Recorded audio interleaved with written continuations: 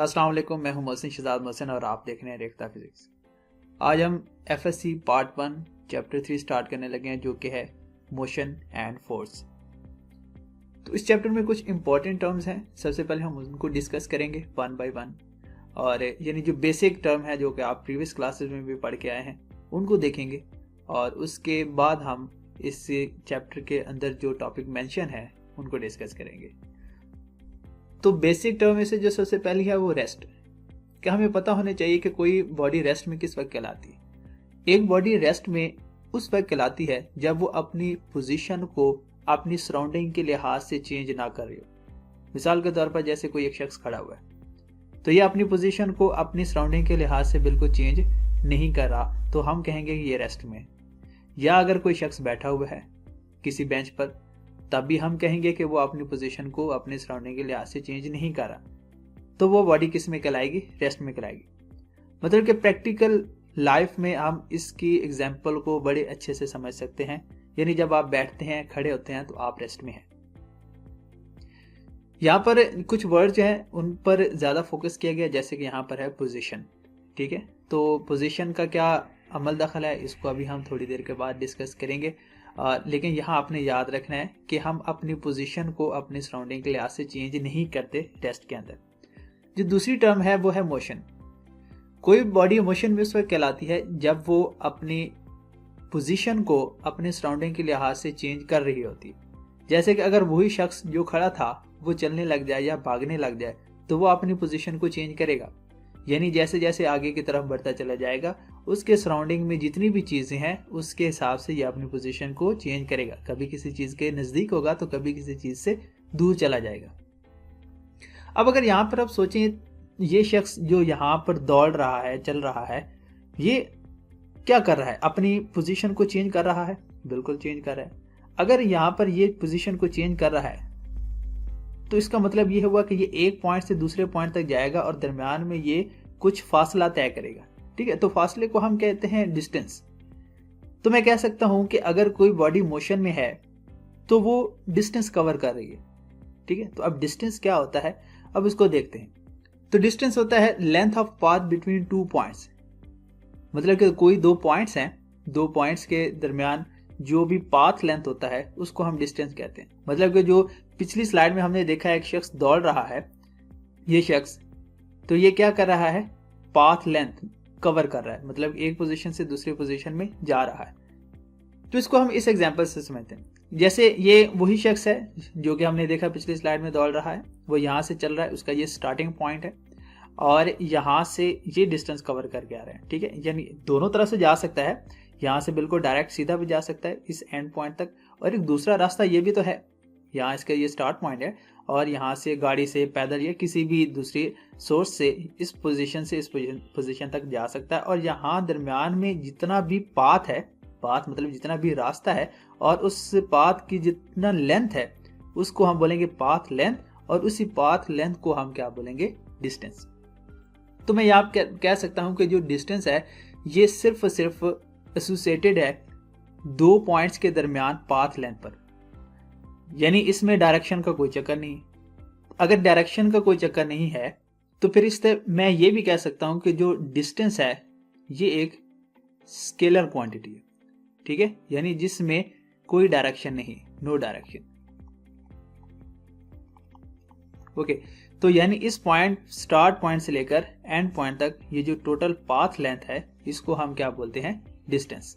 लेकिन इसके साथ मैंने ये भी बताया कि ये जो शख्स यहाँ से चल रहा है, स्टार्ट पॉइंट से एंड पॉइंट तक जा रहा है, तो ये इस पाथ से भी जा सकता है, तो लेकिन एक दूसरा पाथ ये भी तो है, यहाँ से भी तो जा सकता है, बिल्कुल जा सकता है। लेकिन फिर ये जो पाथ होगा इसको हम क्या कहेंगे? ठीक है, तो अभी हम इसको देखते हैं।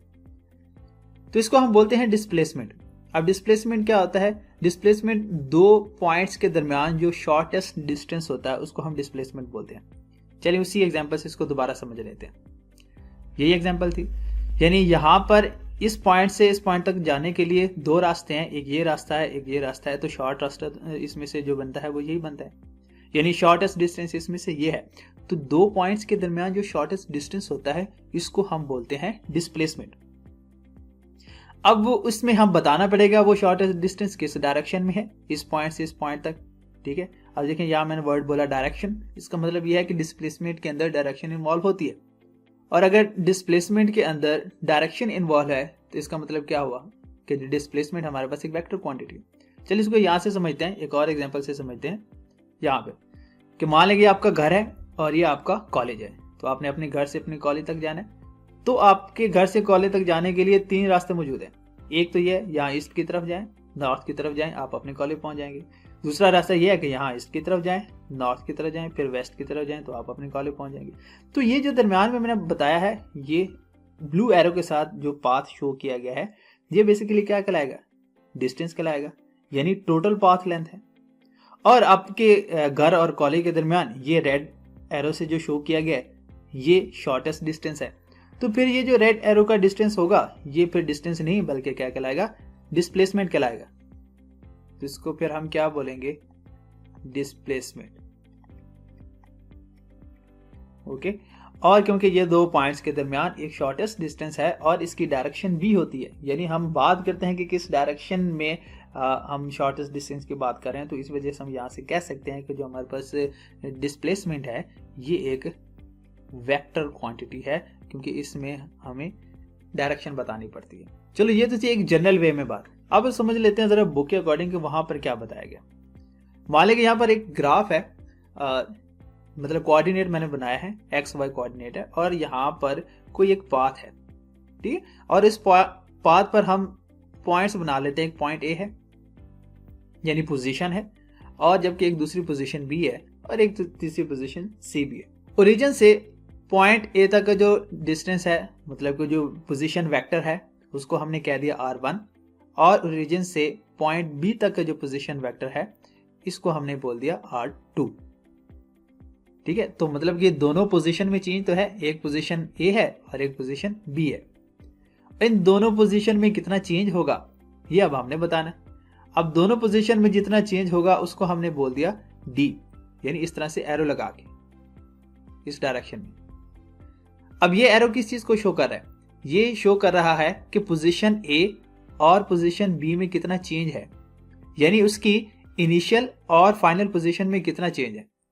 अब चेंज फाइंड करने के लिए हम क्या करते हैं, यहां पर पोजीशन वेक्टर ज्यादा है कम है, अब ज्यादा में से कम को माइनस कर देंगे, जो हमारे पास आंसर आएगा वो उसका चेंज आएगा। इसका मतलब क्या होगा कि हम r2 यानी ये जो डिस्टेंस है इसमें से r1 को माइनस करेंगे, तो बाकी ये जो बाकी बचेगा ये हमारे पास क्या कहलाएगा, इसका चेंज कहलाएगा, ठीक है।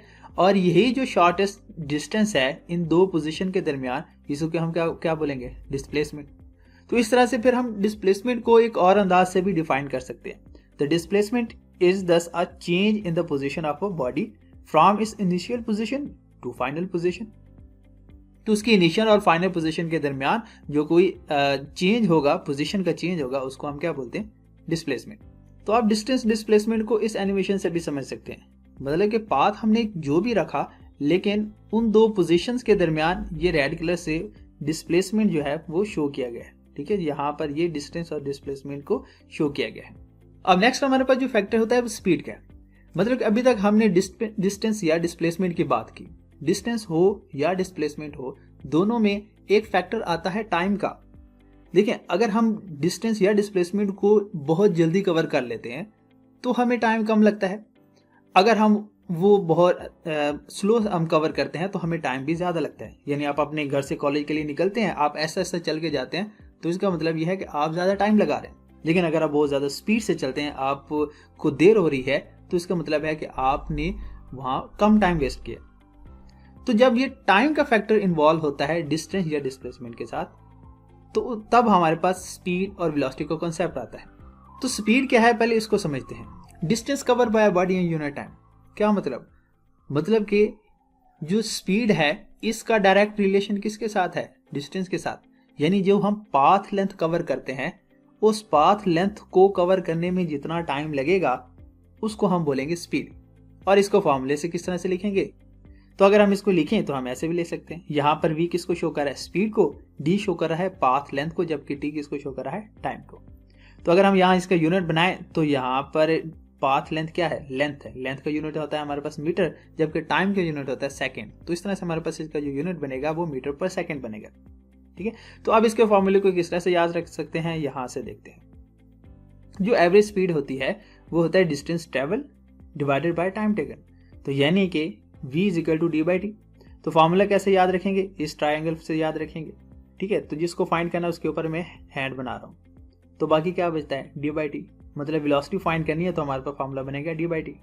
लेकिन अगर हमने टाइम फाइंड करना है तो बाकी बचता है डी बाई वी। तो हम ऐसे लिखेंगे। लेकिन अगर हमें ये दोनों टर्म्स नाउन है, हमने डिस्टेंस फाइंड करना है, तो तब हम इसका फॉर्मूला यूज करेंगे d is equal to V T.